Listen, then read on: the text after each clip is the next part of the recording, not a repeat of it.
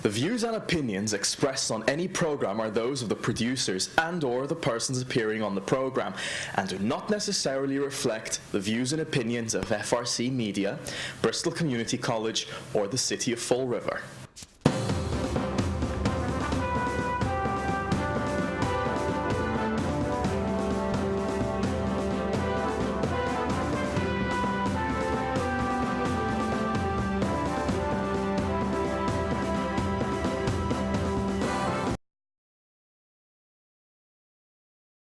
Oh, hello. Welcome to Spindle City Straight Talk. I'm Chip. And I'm CJ. And it's a Friday, TGIF. Huh? And already the crap is hitting the fan. Yeah, we got all kinds of things. Well, you know, I think the first thing we really need to address is the elephant in the room, or at least the elephant on the 6th floor, with the appointment of Michael Hoare as the Chief of Staff. And again, we have a duplicitous mayor. We have a mayor who basically tried to truly crucify former mayor Sam Sutter for hiring Lou Pacheco and Joe Macy, both of whom are retirees, and they're sucking off the taxpayer dime because they're receiving retirement benefits that they earned. But then this mayor does the same thing. So is he cut from the same cloth, or is he just cut from the cloth of lie, lie, lie? Because we know that quote very well, don't we? If you lie enough, they'll believe it to be the truth. Yeah, my buddy Goebbels, yeah. But, well, number one, the first thing he did was he kept Joe Macy after he complained through the entire debate process and through the entire campaign about that move. And look, don't get me wrong. These men are in their pensions. You know, Joe Macy was a sitting judge for a long time, and Lou Pacheco was a police chief, and I have the utmost respect for them. They put in the time. They earned their retirement. Just as Hoare did. The fact is that, you know, he was a police officer for over 30 years, and you know, he paid his dues. He was out on the streets protecting the people of the city of Fall River. And, you know, I commend him for a long career. And, but that's not the issue. The issue is Fall River is leading the state in unemployment. We have the lowest cap. You're telling me we couldn't find a full-time lawyer just out of law school, somebody who's from Fall River, to take a few jobs? We couldn't find well, number one, let me make it perfectly clear right out of the get-go. I am totally opposed to the job of chief of staff. That's like a sanitary engineer. You know, a fancy name to pay a janitor mower because now you call them a sanitary engineer. The chief of staff is a secretary. That's what it was at the beginning. And then because a mayor who created that position was having a relationship with his secretary, they had to figure out a way to get her more money. So they created a title, Chief of Staff. Sounds presidential. The president has a chief of staff. Really? What does a mayor need a chief of staff for? He's got a city administrator, he's got department heads, he's got secretaries, he's got everybody. But he needs somebody to follow him around, as Mark Monroe Dion said, and when he says the sky is green, his chief of staff has to say, in a lovely shade it is. Yeah, he's a yes man, he's a calendar keeper, he's a glorified secretary. And secondly, again, these men are in their pension, and they're getting a pretty good pension. Why do we need to add, even if they take supposedly a quote-unquote pay cut? It's not a pay cut, because what happens is it allows them to, it's a complicated issue about how many hours they can work, how it's computed, and we'll get into that. Maybe we'll even do a special on it at some point in time, CJ. People seem to like our specials. People love our specials. Maybe I should get the some rulings from PERAC and the law, and we can have a special on how these people are supposed to be employed, and of course, Fall River isn't abiding by the law as usual. When do we ever? We never do. But, you know, with all due respect, I respect his service to the community, but why should he, even if he's getting $36,000 on top of how much for his pension? What's he getting? I don't know. He's getting 40. He's getting 40 for a pension? No, he's getting 40 from the city. Oh, 40 from the city. I'm saying that's pretty low for a pension, because No. even if he took option C. So he's probably making over $100,000 a year with his salary from the city and his pension now. Right. And so, again, another six-figure salary. It only looks like 30-something, but he is getting his full retirement benefits, and he'll stay under that to ensure that it's not subtracted from his retirement benefit. And listen, you're telling me you can't find somebody that's unemployed in Fall River that can look at a calendar?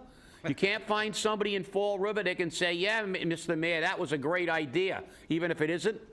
You know, this is just ridiculous. I mean, we're turning this city into, the only people we hire are millennials that never had a real job, and are friends and politically connected, or people who are already getting a nice retirement and giving them a part-time job for full-time money. Right. I mean, it's just nuts. It's absurd. And the worst part about it is we're walking around with more new employees that have brown lips.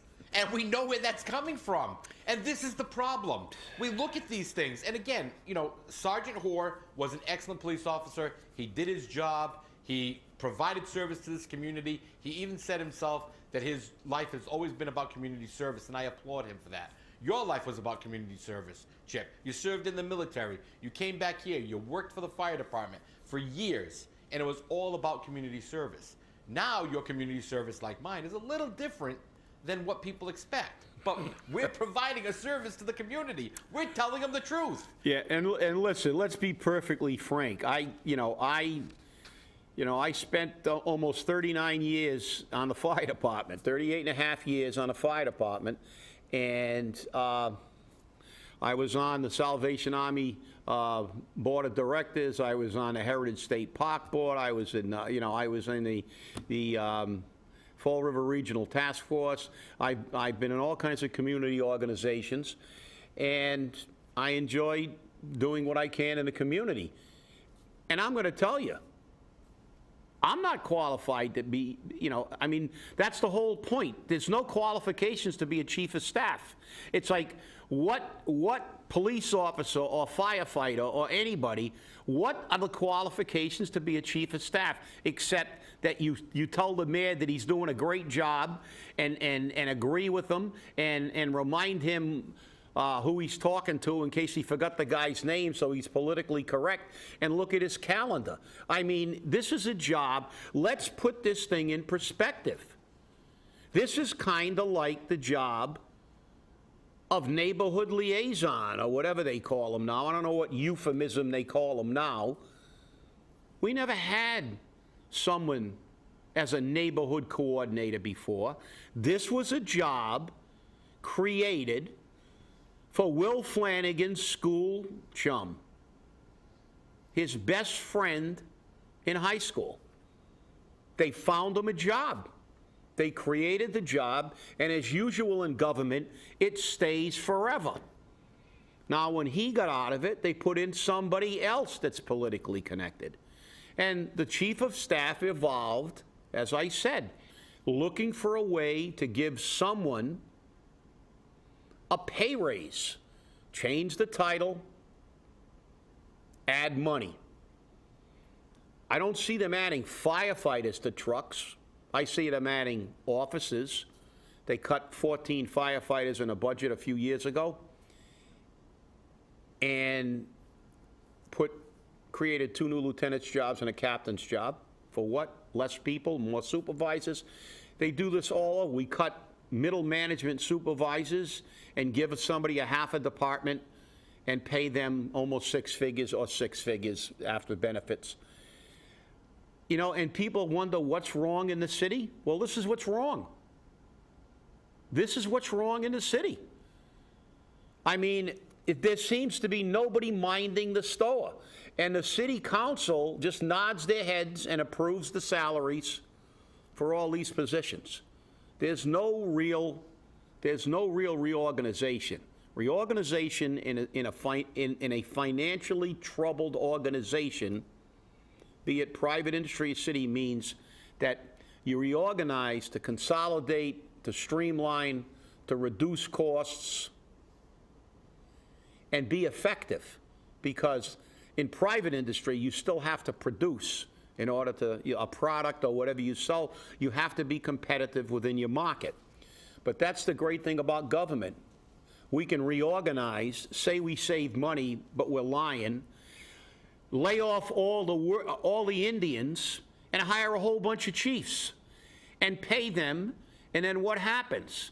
Then we beat the taxpayer over the head again with a maximum 2.5 increase, sewer fees, water rates, everything goes up. And I mean, wait till everybody gets their bills this year and see their operating cost. And as Mark Monroe Dion said again, which we've been saying, you know, you get rid of the $10 a month fee and you're going to be paying $50 a month more, or $60 or $70 a month more, depending on your situation. That's not a savings. And that's not beneficial for the city. You know, I know he's crowing about keeping 185 on the payroll, but in a fire department, and 225 or something in the police department, but the money was already budgeted there. And let's see if they truly do keep it, because once people start crunching the numbers and they run out of money when they have to pay these things like net school spending, I can guarantee you they'll be talking about reducing firefighter. They're not going to reduce the chief of staff. They're not going to get rid of the new department head for a half a department. And this is what's wrong in the community. You know, I mean, it's beyond, you know, ridiculous. It's now ridiculous to the 10th power, which I believe is ridiculous. So well, that's Chip, what it is. You know, Chip, the problem is this, and our elected officials, from President of the United States all the way down to dog catcher in Fall River, don't understand that the streets are painted with the blood of the taxpayers. And it's time for the taxpayer to rise up and revolt and let the paint of the streets be the blood of the elected official. Let it be them who has to pay for it. Let it be them who has to understand that their ignorance of the people, ignorance of the taxpayer dollar, ignorance of saving a dime because it's not our money, has got to end. You have to use common sense. And the common sense is this. The EPA regulations are just so overwhelming that I can't keep up with them. You're fired. You know, the streets have potholes everywhere, and we don't have money in the budget. But you made me in charge of that, but that's okay. I can't do the job. You're fired. You know, we are going to make Fall River wonderful. We're going to bring in tourism. We're going to bring in business. We're going to bring this. I've been telling you this. You've been telling us this for 30 years. I know, but it's hard because you can't do it in Fall River. You're fired. What is so hard about saying those words to people who can't do their job? Well, it's because they're politicians and they're politically connected. Their job is to continue to keep making promises and weaving myths and then making you completely ignore the facts. As I said, you know, you can't ignore the fact that your mechanic doesn't fix your car, so you have to find a new mechanic. You can't ignore the fact that the guy doesn't fix your washing machine, so you better find another washing machine repairman. But when it comes to the politicians, we've got the people that have been in there since time immemorial, and nothing's being done. So let's go to this article in the Herald. Before you go there, you know, we can complain and we can point this information out, but when you, the viewer, and you, the voter, go back out and you vote for Linda Pereira because she's so nice, or now Ray Mitchell because he got my son's headstone installed for me, and because the cemetery doesn't do it anymore, or Leo Pelletier fixed that pothole in front of my house, and he's a nice guy, or they gave me a great chicken dinner. That doesn't qualify them for office. Their actions tell you what they should be in office or not. And guess what? Their actions are, here's your chicken dinner. Thanks for your vote. Oh, and by the way, in July, I'm going to give it to you really good because I'm going to give you a 40% increase in your water and sewer bill. Oh, you can't afford it? Too bad. I got your vote. Well, guess what? The problem is self-interest. And we've said it before. People are upset. This is the reason you got Trump and Bernie Sanders making as much noise as they can. Oh, yeah, exactly. But the problem is that's on a national level. It's one job. It's like the mayor in the city of Fall River. We got rid of a couple of mayors already. But the city councilors, it seems they're like the congressmen. Everybody hates Congress, but nobody will replace their congressman because they know somebody who can make a phone call to that congressman's office and maybe get him something. It's about self-interest. But we've got to realize that the change has to not only be at the top, it has to be across the board. The city council has to be a council that's looking out for the people of the city. They're the checks and balances. Now I'm going to get to this article. After 2 years of nothing but crickets, some movement on Watuppa Heights. Let me just take a quote here, and this is the example of what and why we are where we are. This is a quote from Senator Michael Rodrigues. Quote, here we are 14 years later and nothing has been done, unquote. Well, then the article goes on and said he was a legislator in 2001. He's been up there for those 14 years, and nothing has been done. And he said, finally, that we're going to try to get some finality to this. You know what the bottom line is here, people? They don't give two craps about you. They don't care about the taxpayer, never did, never will. That's why they voted themselves an automatic pay raise every year based on the cost of living, because many, many years ago when they used to have to get their pay raises through the ballot, there was a big Halloween massacre when they had a special session to give themselves a pay raise, and a lot of them got thrown out. So they fixed the problem. Never again did they have to go to the taxpayer to get a pay raise. They get their own pay raises. They make them up. They determine how much they're going to get.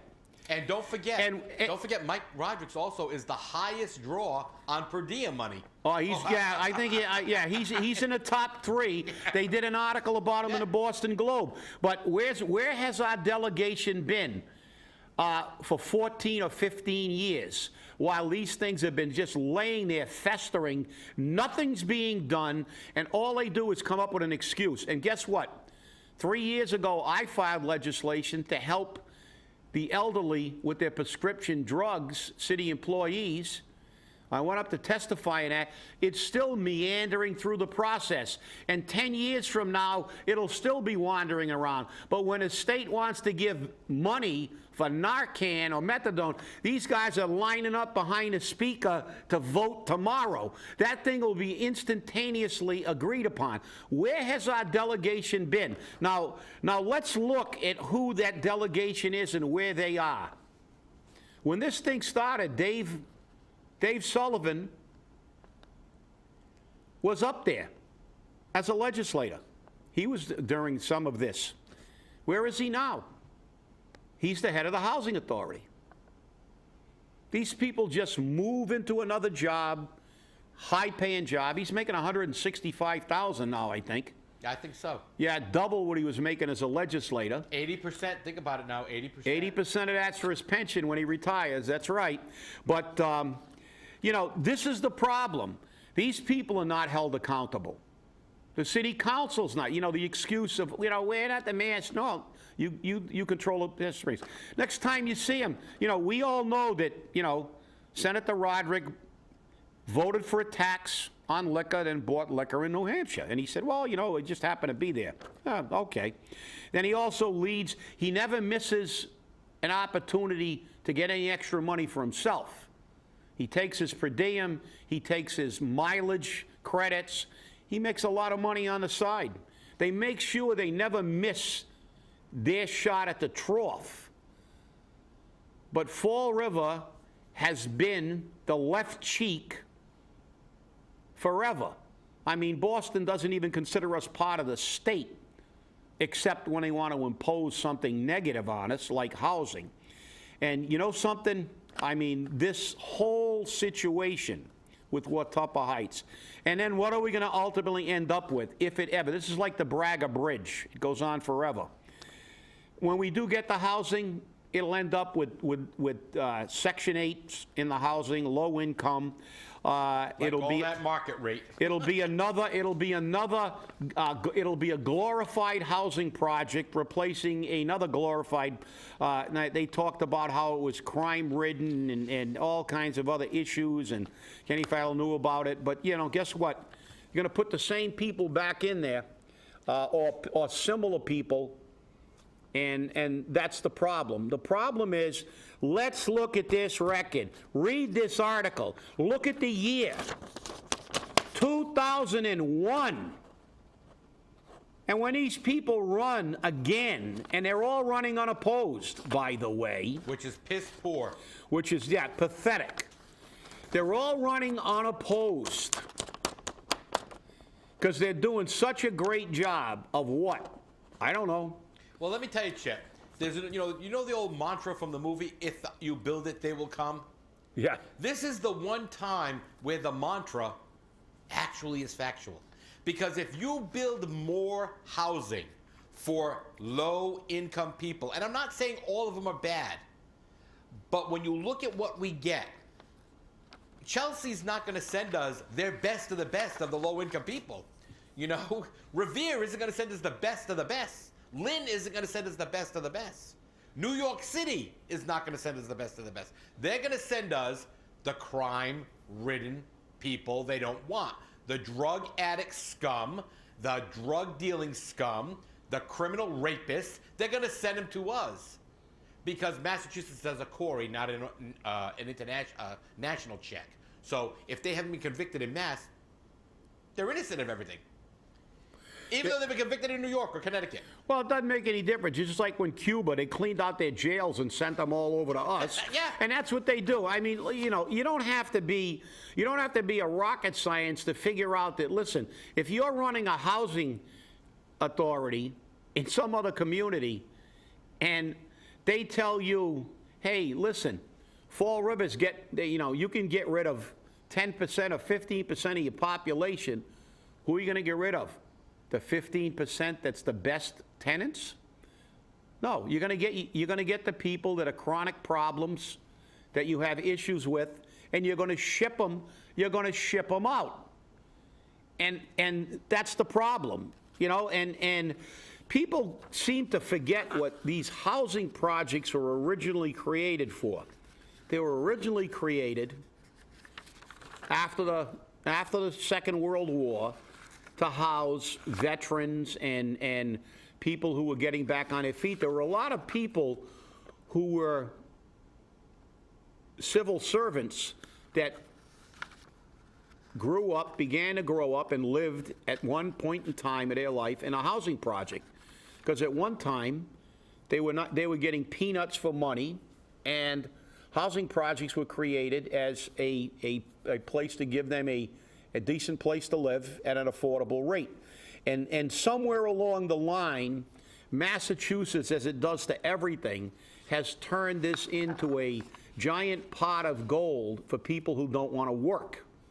This is why people come from all over the country to come to Massachusetts. We're doing it with the Narcan and the opiates, and you know, I mean, our governor has just said, again, screw the taxpayer, again. The federal government bailed the banks out, and they let the people who are losing their houses lose their houses. Because, as I said, they don't give a SHI, and you know what the last letter is about the working man, about the taxpayer.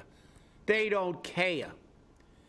They bailed the banks out. The multi-million-dollar banks are bailed out. What is Charlie Baker going to do? The former CEO of a healthcare company? He wants us to bail out hospitals that can't make it. Why? If you can't compete in the market, this is supposed to be a capitalistic society. Well, go under. But no, we have nonprofit hospitals. Charlton's buying something. It's another group Here that's in New England. $32 million in the hole. And guess what? Charlie Baker's Law will let them put in to let you and me pay that money. They can For another state. they can run something so poorly that they're going to be $41 million in the hole when they combine those two units. Yep. $41 million. But by the way, the CEO of Charlton probably makes in excess of $1 million.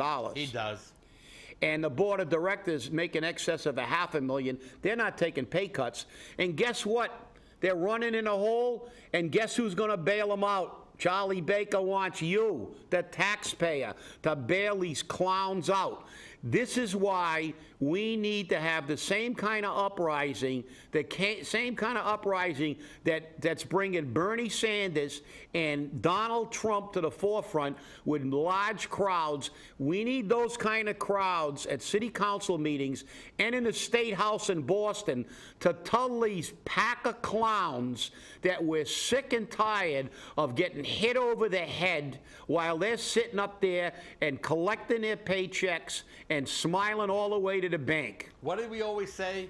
Alligator mouth connected to? That canary ass. That's right. And that's the problem. Because all of you who watch this show, all of you taxpayers, all the residents of Fall River, you complain. You run your mouth. Oh, pay-as-you-throw is unfair. Oh, the water rate's too high. Oh, the sewer rate's too high. Oh, my property tax is too high. Oh, they hired another person. Blah, blah, blah, blah, blah. You know what? That's all it is. It's just the lips flapping. Do something about it, okay? We had an organization through the recall called the Citizens Alliance for Accountability in Government. As soon as the recall was over, it took a break. But you know what? It's there, and it's looking for the people to come in and start revolting. And you want to revolt. Well, the revolt isn't standing out in front of City Hall saying, don't let 9 people stop us from clapping. That's not a revolt, okay? That's sending a message. A revolt is fill up the council chamber wall to wall, and every time they make a comment you don't like, make it happen. Make it happen. Go in there armed with initiative petitions. You know, fill them in on the spot and get them signed in, and then before the city council meeting's over, you turn them in and say, now, you undo what you just did, or it goes to ballot in 30 days. That's how you make a change. Revolt. This government isn't Mayor Correa's. It's not Linda Pereira's. It's not Sean Cadeen's. It's not any one of those elected officials. This government is yours. It's your government.